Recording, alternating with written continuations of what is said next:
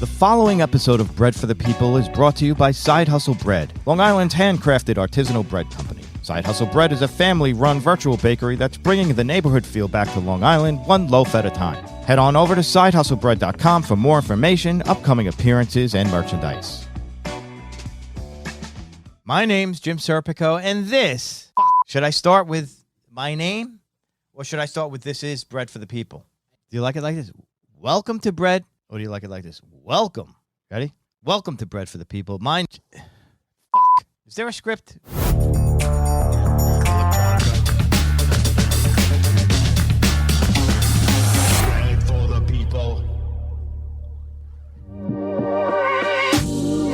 Welcome to Bread for the People. I'm Jim Serpico. Today I have a very special guest with a professional boxing record of 8 wins, 4 by way of knockout, 3 losses. He's also the owner of a Cuban Mediterranean bistro called BabaluNY. I had the privilege of eating there a few weeks ago. I learned a little bit about Alan's story. Alan how do I say your last name again? Gotay. Alan Gotay's story that evening. It's the first time I've ever asked a chef of a restaurant I was currently at to be on the podcast. Alan, welcome to Bread for the People. Listen, thank you for having me. I appreciate being here. I love your story. And before we get to the whole background, I had a great time at your restaurant. Congratulations on all the success that you're having over there. You have a spot in Huntington Village. Can you tell us a little bit about the restaurant? Yeah, absolutely. I mean, we got the restaurant in 2017. When we originally opened, we were only 900 square feet. We weren't even a restaurant. We were a food shop and 15 seats, 900 square feet, and kind of just opened and started serving sandwiches in small bites, and quickly got some good, favorable feedback and applied to be a restaurant, got our liquor license, and then shut down in 2019 to reopen in 2020, 2 weeks before the pandemic hit, which was where you dined at a few weeks back in the restaurant that it is now. So now it's 48 seats, 1,900 square feet, and we have outdoor dining as well. So we've been there. We just crossed the 6-year mark. Been there 6 years, and I mean, it's been, I would really say, a chef-driven restaurant from the very beginning, and quickly grew and have a great customer base, and at the end of the day, just wanted to serve good food and do what we love. That's amazing. Now, as a person who is an aspiring restaurateur, I am making sandwiches myself on a mobile food trailer that I am applying for my permits now. I'm curious, when you first started, what kind of situation did you have? How many people were helping you make these sandwiches? What kind of permits did you need? Because I didn't realize something like that would be different than applying to be a restaurant. Yeah, I mean, when we opened, the space was real rough. I mean, wasn't what you see now. And it had a stove. It had bare essentials to be able to really just kind of cook. And originally we were a food shop, so they're not licensed to be able to have their liquor license. They can only have a certain seating capacity and really only service certain essentials. We were more takeout driven at that time than we were even restaurant driven. So, Alan, that's something similar to a deli would be permitted, maybe. Yeah, I mean, and we did have sit down service, but primarily we did a lot of takeout right up until the pandemic, and then through the pandemic. But we operated more so as a quick bite, quick eat kind of food service place, where it was more so to go than anything. And again, like I said, we had a few tables here and there, but I always knew that when I occupied the space, the space next to us was a clothing store, that I wanted to quickly go bigger and expand into a full service restaurant. So, I mean, that was always my plan in mind. And then quickly after that, then kind of like you, I started learning the process of the permits and the zoning laws and certain things that we kind of had to go through the town of Huntington to apply for and get licensed for, and even myself having to apply for a liquor license and everything that kind of went into it. But originally, yeah, we were just a little food shop, sandwich shop, and learned the approval process and licensing and permits and everything along the way, which is I would assume is probably where you are now. Yeah, totally. I've been doing the farmers market scene for about 3 years. Okay. And so that's one set of food permits. And then now when you step it up, it's with me working and serving ready to eat food in 2 different counties. I'm dealing with Nassau and Suffolk Board of Health, and it's interesting. Well, they always say that Suffolk, if you can pass the Suffolk Board of Health, you can pass most of everything else because they're the most difficult ones to get approval from. So I've been told that. I've been told if you pass Suffolk, you could pass anything in the country, not just around here. Yeah. I mean, I actually had a food truck for about a year and a half during the pandemic. Oh, you did? So, yeah, I had a trailer. I had a food trailer. That's what I have. I have a trailer. Yeah. Okay. So I had a 14-foot food trailer, and it was kind of an extension because we were only takeout at the time. I picked up the food trailer, and we operated around Long Island, a lot of breweries and South Shore and North Shore and private events and people that wanted birthdays or whatever they wanted. And kind of operated that as a satellite for the restaurant while we could only accommodate what we could accommodate. So I had that for about a year and a half, and then kind of also learned the ins and outs of approvals and everything else that went along with that. And then, but once the restaurant started picking up again, and people started coming back, I ended up deciding to sell it. Tell me a little bit about your love of and the marriage of Cuban Mediterranean as opposed to what I've seen Cuban. I'm not sure I've seen another restaurant. They probably are, but I don't know that I've been to a Cuban Mediterranean bistro. Yeah, I mean, I think that, I mean, I'm Puerto Rican Cuban. That's my background. I grew up in the summers in Puerto Rico and around my Cuban family, really learned the cuisine and the heritage and kind of what it stood for my family and being around the culture. But Mediterranean wise, I mean, myself cooking professionally, I've worked in a lot of Italian and French style restaurants. And that's where I got a large, I guess, knowledge of the way that I kind of prepare things and my technique and the way that I cook. And I just thought that coming from the Cuban Puerto Rican side to the professionally side of cooking from in more European style flavors, I felt like I can create a menu and create food that would marry the two well, and one would feed off the other. But more so, I mean, it was really just, even for myself, working with simple ingredients that really can develop a robust amount of flavor. And really, for me, that's kind of where I developed the restaurant from and the cuisine and the type of food that even I cook to today. I mean, just simple flavors that most people familiarize themselves with, and just kind of treating them right and letting the food speak for itself. That's awesome. Now, I am, developing my menu, not really having done this before. Yeah. I've certainly eaten plenty of sandwiches, right? And I'm specializing in, I make an Italian flatbread called scacciata, and I'm keeping things simple. I'm serving everything I make on this one bread. Nice, light, airy, similar to a focaccia. Okay. And it's interesting because the truck will be out on the road in 3 to 4 weeks. Wow. So I'm here testing, like we were doing a test bake today. But I don't have the menu completely set, and I know it's got to be set in 3 weeks, and it's kind of exciting, but it's also kind of scary. It's like I haven't done this before. Yeah, I mean, it's nerve-wracking. I mean, one thing I've learned is that even now to this day, everything is always down to the wire, last 24, 48 hours. I mean, and then even at that, you're still going to be scrambling and figuring things and realizing, oh, well, I should have been doing that all along. And this is your first kind of food venture? Or? In that way, like other than baking, I've baked massive amounts of bread. Like I would sell 1,000 loaves of bread a weekend.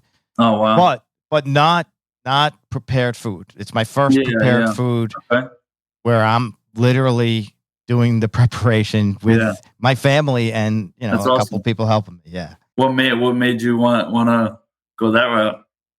Well, I still work in another field. Okay. That being said, I love food and I got so into bread. I kind of wanted to, in my mind, I'm graduating from just doing the loaves at the markets. And I really wanted to prepare food on the bread we bake. And I think that also separates us from a lot of food trailers and trucks I see around that serve sandwiches. They're buying bread here and there. Absolutely, Like this is really designed and made by us. And I think that'll separate us. And it's like dipping my toe into the retail. Yeah. But I'm not so sure that I'm convinced, and I could definitely change my mind. I'm not so sure that I'm convinced brick and mortar is a better business model for someone like me. Maybe a better business model in the big picture is to launch this truck and maybe have multiple trucks in multiple locations. Yeah. I mean, even for me, I think that's one thing that I've learned. And even now, I have a private. I'm working on a private cooking side for myself as a chef as well.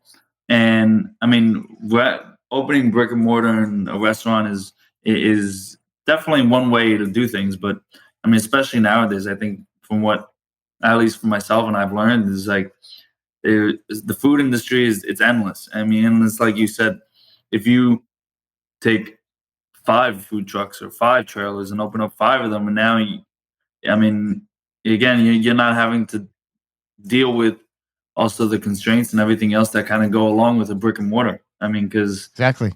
And that's in your control, and that's one great way of doing it, and that's what even for me I've always kind of wanted to do.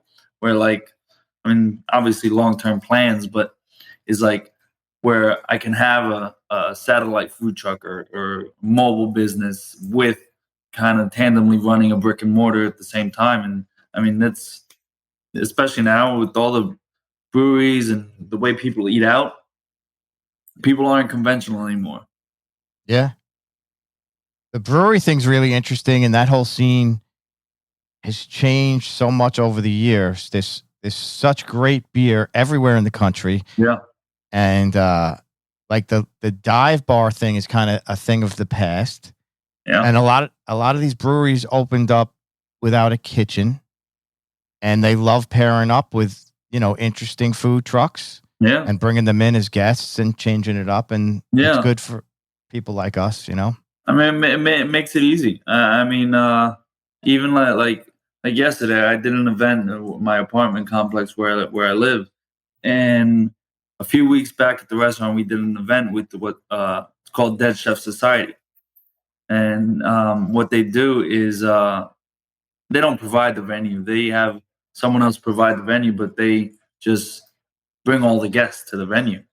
And I did a little cooking thing for 15 people here, and I mean, where it was just me. I just took care of what I took care of, which was the prep, the cooking, and they handled everything else. They showed up, they brought the people, they showed up, and I mean, they came in. I did my thing and cooked for the people that I did, and then it was off, and it was very, very effortless, and that's why it's. Right. And you got paid. Yeah, and I got paid on top of it, so it's no, but that's an interesting model. I've heard of Dead Chef Society. Yeah, and I saw your post about it. I'm curious. It sounds like a fun experience. Yeah, no, I mean, definitely. I mean, it breaks the monotony of kind of just regularly dining out, and yeah, even for me, it was something different, so it was fun. That's great. Now, you've mentioned you worked at Italian restaurants and French restaurants, and you got a lot of background in Mediterranean. Yeah. I know that you worked for about 7 years at Friendly's.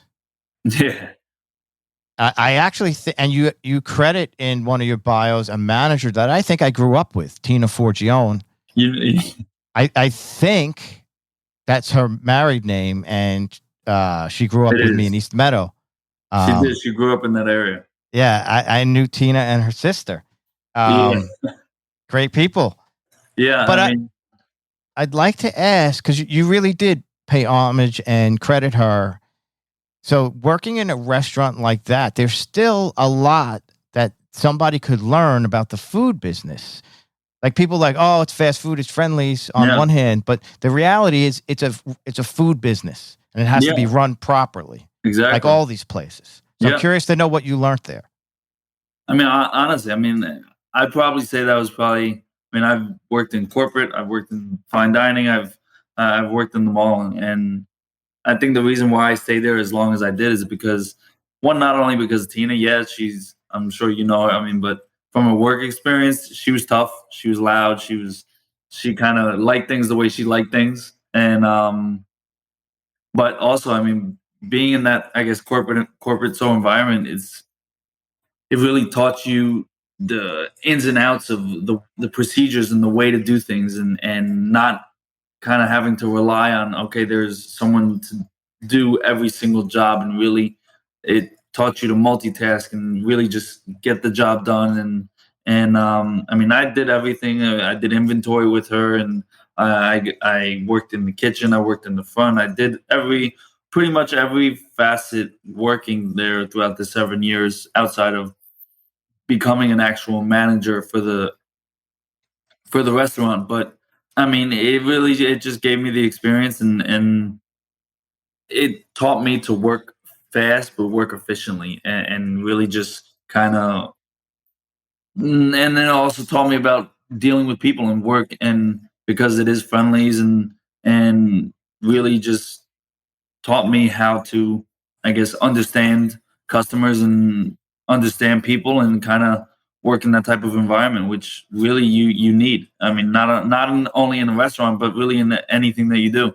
You need to be able to understand people and be able to work with people and talk to people and communicate, and a little bit of everything. So, I mean, it was a good experience while I was there, and the people that I worked with while I was there probably also kept me there for as long as I did.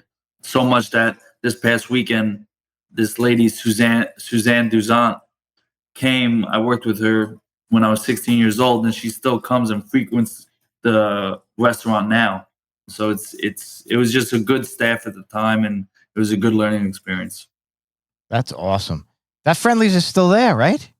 They recently just closed, probably within the last 2 years. They renovated, and now it's another restaurant. There's only a few Friendlies left, I think, on the island anymore. But yeah, you definitely. I saw you working. The patrons, people love to talk to you, and it seems like you enjoy getting out from the back of the house and mixing it up with the customers. Yeah, I mean, I think that's. I mean, that's equally as important as what you do in the kitchen. And like this past weekend, I was bartending. I pretty much do a little bit of everything, and I think it's important to get to also know your customers, because there's a lot of restaurants that have good food and good service, and there's what's going to bring everyone back a second and a third time is really what every business owner and restaurant owner is after. Because if everyone has good food and everyone has good service, what's going to kind of bring them back? And I think it's the fact that customers get to know a little bit of myself and also everyone else that works at the restaurant, and them knowing us is kind of them getting an understanding of what the restaurant is, and who we are. And I think that's what brings people back a second, a third, a fourth, a fifth time, and keeps the business evolving and moving forward. So you were a professional boxer. Yeah. You started at 16. You became a professional at 22. Yeah. Where did you start working in restaurants come into play? Were you boxing and working in the restaurant at the same time? So, I mean, I boxed professionally for about 5.5 years. And during a lot of that time, when I was active, I guess you could say, and I was fighting, I would probably fight about every 6 to 8 weeks. I wasn't working so much in the restaurants because of the time. I spent a lot of time in Florida training. So my manager lived in Florida. So I would move down to West Palm Beach and live down there for weeks or a month at a time, and then come back home. But I was always around it. When I had some time off with boxing, I was in and out, even at that time during Friendlies, because I always kept the relationship good, and they always had me back when I needed the extra extra money or just wanted to stay working in the environment.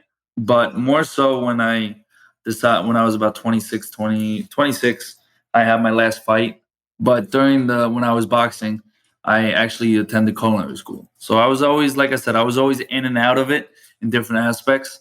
But I was 20, I think 24 when I went to culinary school. So, and I was doing that tandemly while I was still actively boxing. So you knew like boxing.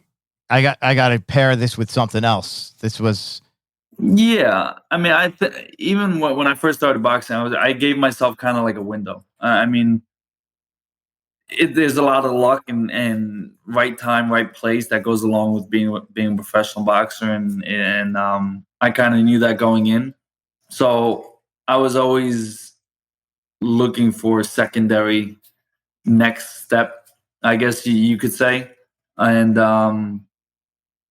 yeah. So I went to culinary school, and while I was still actively boxing, and because I always knew that like I started cooking more when I was boxing. I started learning about health and nutrition and what foods are good for you versus what aren't, and that really got me, I guess, into cooking a lot more than I ever did before in the restaurants, which is why I think I was like, you know what, I like this. It's creative, it's fun, it keeps things interesting, it keeps me creating, it keeps my, I guess, my creative aspect of what I like to do. It keeps me intrigued. So that's why I decided to go to culinary school while I was boxing.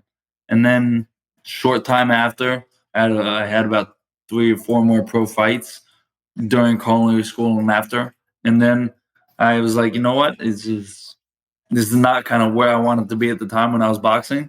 I had some injuries and I had to have a neck surgery after I finished boxing. And I was like, you know what? I'm gonna make a change and kind of go into what I went to culinary school for. that's great. You love what you do. Oh yeah, I definitely I love cooking. It's not only the work. I mean, people always ask me, funny. It's like this. It must be better doing what I'm doing now, and I must not get injured as much and everything like that. But I probably get injured more now. I'm probably more beat up now Yeah. doing what I do. I had to Um, go to the urgent care a couple weeks ago. yeah, I slashed my finger. yeah. I was Uh, freaking out. My wife was keeping me calm. Yeah, I mean, I think I was in the urgent care 2, 3 weeks ago. Um, but it's a reoccurring thing. I mean, because when you're cooking, you're always under a time limit. You're always under pressure. You're always trying to work faster and faster and trying to get a lot of things done in a limited amount of time. And Yeah.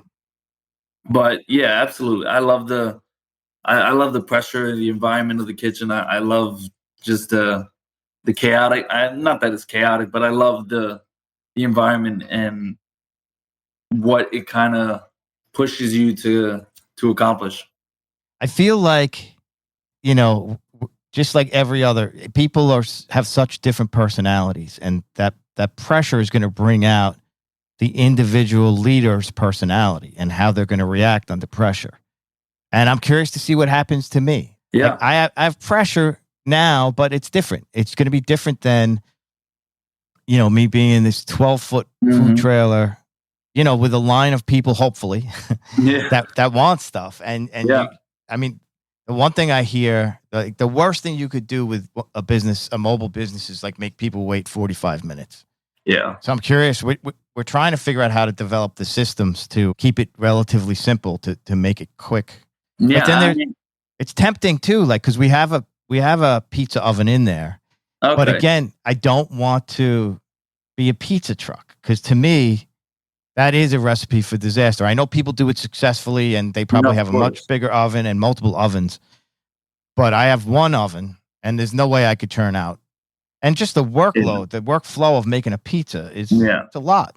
I mean, I'm sure you know. It's like people see from the outside kind of what you order, but they don't also see that. All right, I'm gonna make one sandwich, but making one sandwich, especially if you're making the bread. All right, I gotta make the bread. You gotta have the yeast. You gotta have all the ingredients for that. Then you gotta make what's going to go in it. And if you have 5 items that you got to, one item can entail a lot of work. And even for you, like, develop a menu that you're confident that will work, and then kind of base everything else that you kind of do around it.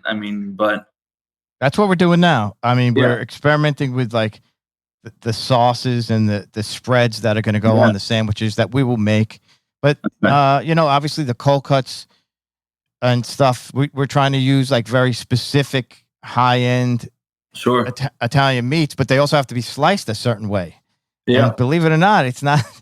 You don't just stick it in the machine. It's not so easy to really slice prosciutto and yeah, Parma very thin. yeah, It is a lot of work, a lot of work. So, and yeah, then but we have to sell, like we were doing the math, uh 100 sandwiches. It's not that much money. Like, no, meaning you don't make that much money. So yeah, you need to sell more, and you need other things to sell to pair with it. yeah. Yeah, but that's the one, I guess, thing about food trucks is like it's more so of a following now, more than even I would say restaurants. Is that like the brands and the shirts and the sauces and this and the that you can really pair with the food truck? Because like you said, at the end of the day, there's only going to be so much money in making your own food, because Correct. you can't have 15 people making your food, because there's going to be no money to go around at the end of it. But now when you get into merchandise and shirts and bottling even your sauces that you're creating and things like that, like that's where kind of there's a big niche that people want. And I'm sure you're familiar with it, because like you said, you do the farmer markets, and it's really just kind of doing what you're doing now, just an expansion of it. Yeah, it's a big expansion of it for it to be. I mean, there's different versions of what success is. Yeah, We want to have fun, yeah, but we do want to. I mean, we want to make some money. That's of part of course. it. So we'll see. We'll see what happens. What's the name? What are you Well, gonna name it? so my bread company is called Side Hustle Bread, Okay. and the story with that is we literally started out of the garage. We Wow. didn't have the proper permits, and we got Yeah. away with it for a while, and then we had to get the permits, and we did, Yeah. and we ultimately had to bake out. So it'll be Side Hustle Bread's food truck, and it'll say Italian flatbread sandwiches, and we're gonna have a story. I have an artist working on the mural of the evolution. It's just 2 boxes, like the before and the after of us working in the garage to like Nice. the busy sandwich company now. Yeah. So Yeah. it's Side Hustle Bread's food truck Cool. and Italian flatbread sandwiches. So we'll see. Awesome. Yeah, we'll see. Do you have a place that you're gonna kind of debut it yet, or no?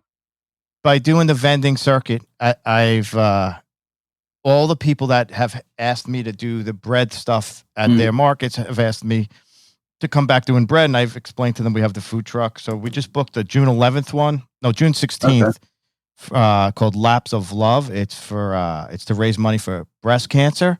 Oh, nice. Yeah, for the town of Babylon. So we know we'll be at that, assuming our permits are done by then, which I think they will be. And then we may have one before that, but it looks like June's going to Yeah. be the target time. Are you going for both Suffolk and Nassau permits, or just kind of one county? Both, because You right know, now my business is in both right now. Okay. Yeah.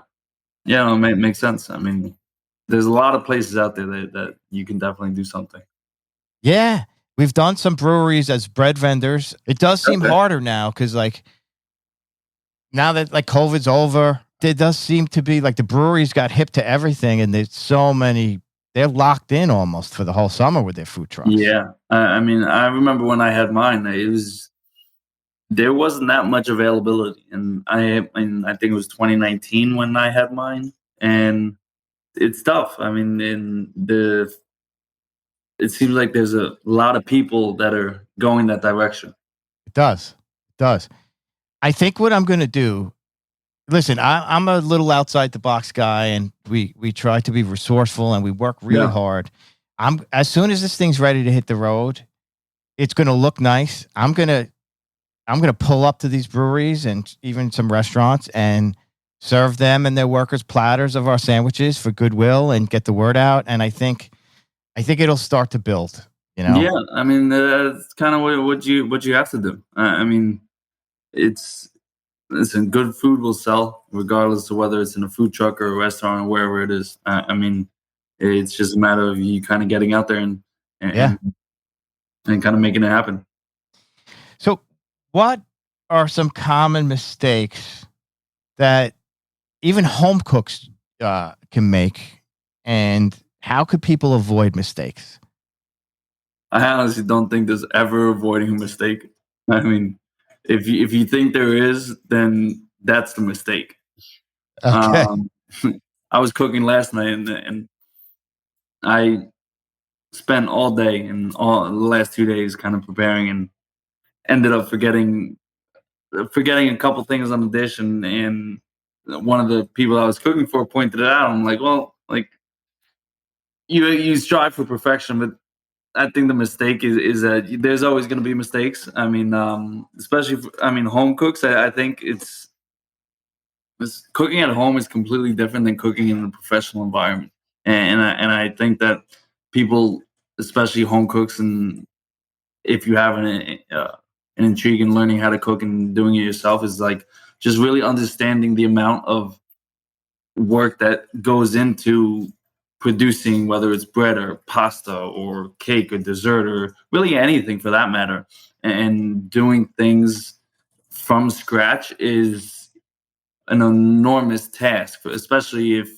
if you don't have the experience, because it's a lot. I mean, not that it can't be done, because a lot of people have done it before, and a lot of people still continue to do it. But it really is just keep it simple. I mean, especially if you're cooking from home. I mean, no one needs to overcomplicate things, and sometimes easier is better, and more complicated, and the sauces and this and that. Like more is not always better. And I mean, I would say home cooks just stick to it. Like you just got to stick to what you know, stick to what you feel confident and what you feel comfortable doing, and making sure that that in itself is what tastes good. I mean, because that's where I think the importance lies, is making sure that you feel confident and comfortable and happy doing what you're doing, and the end result will be something that is good. You know? Yeah, man. Now, as someone who owns your own restaurant and is a chef, how important is it for you to stay up with trends, whether it be ingredients, Yeah. plating, or social media? I mean, I think social media has changed drastically in the last few years. Which I mean, social media is a large part of being successful now.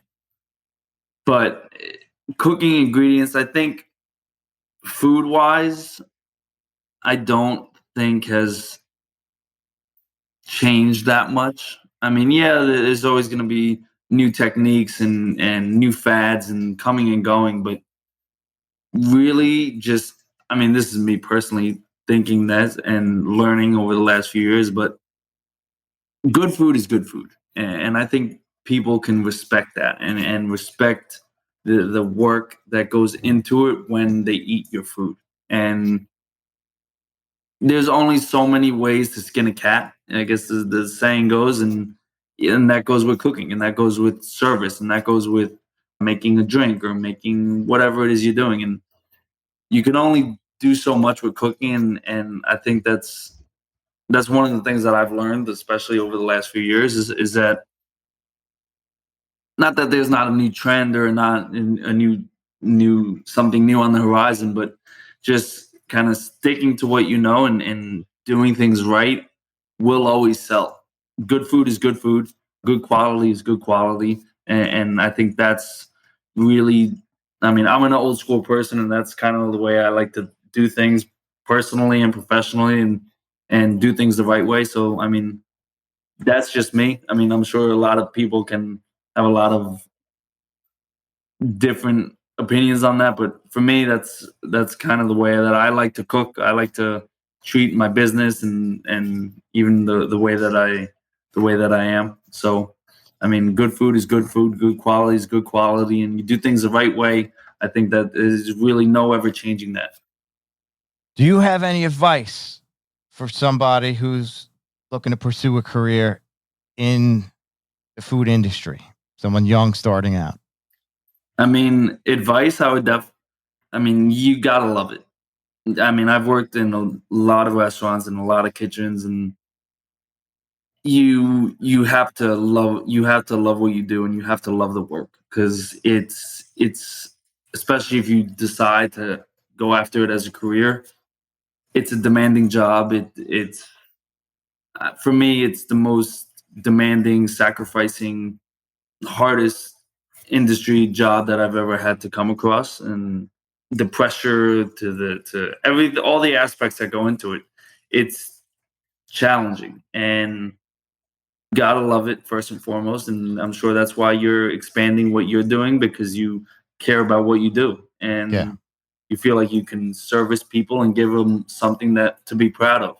And I think that's the most important aspect. And anyone that has any intrigue or knowledge or wants to get into the industry is just gotta love it, because it's exhausting and it's tiring and it's early mornings and it's late nights. But if you care about it and you love it, then you will be successful. I mean, it's not a matter of if, it's a matter of just kind of the person.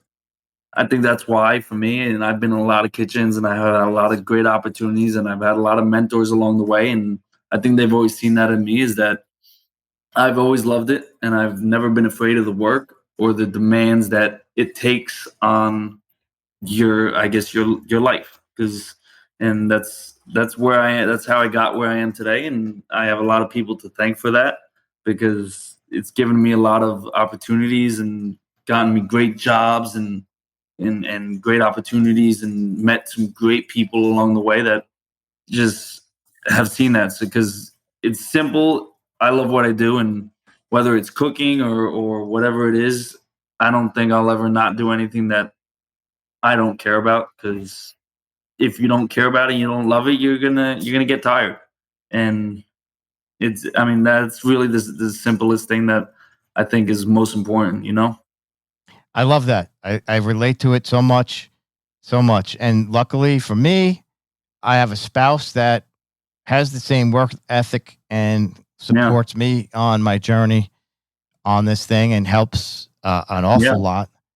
A funny story relating to that, the guy who I found, who I really love, who's helping me build out my food truck, he has four food trucks of his own. He's 25 years old. Oh, wow. He grew up in the business. His father is in there, but he came to my house to see the trailer. And he's talking to me and going through the thing. And right before he leaves, he goes, "I got to ask you a question." He goes, "How old are you?" And I go, "I'm 55. I'm like, "Why? You think I'm crazy going into this business?" He goes, "Well, most people are a lot younger than you." But I do love it. Like, Yeah. I know what I'm getting into, man. I've been working my ass off for the last 3 years, learning everything I can and talking to people like you and bread makers around the country. Yeah. And use that knowledge to become better at what I do. And part of what I do is I love learning and then executing on what I learned. Yeah. So I'm ready for the challenge, and hopefully it keeps me young. Yeah. I mean, I mean, as exhausting as it may be at times, I mean, there's the industry, the restaurant, and being a chef, and it keeps me young.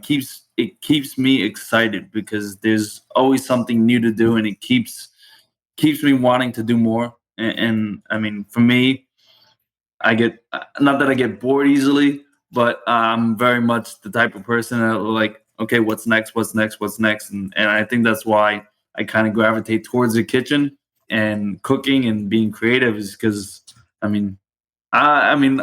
can respect what you're doing, because even me, I'm 33 years old today, actually. Oh, wow. Happy birthday, man. Thank you. So, but I always said, I was like, listen, I want to do this now. I want to do this while I have the energy, because I always knew what it entailed. So, I mean, hats off to you, because it's, listen, it's nothing but a passion project. And when it's successful, and I'm sure it will be. It's something to be proud of. Yeah. Well, listen, I'm glad my friends took me to your restaurant because they've been there before and they were raving about it. I'm glad I went, and glad I got to meet you. And I can't wait to go out in that back patio. It looks beautiful. Yeah. A nice spring, summer night. I'll be there, man. I'll see you throughout the summer. No, listen, I look forward to it. And you gotta keep me up to date, because if I have some downtime, I want to come check it out in person myself. And Well, that'd be fun. And I would love that. I'll be happy to help out in any way that I can. So thank you so much, Alan. Great to talk to you. You too. All right. See you soon.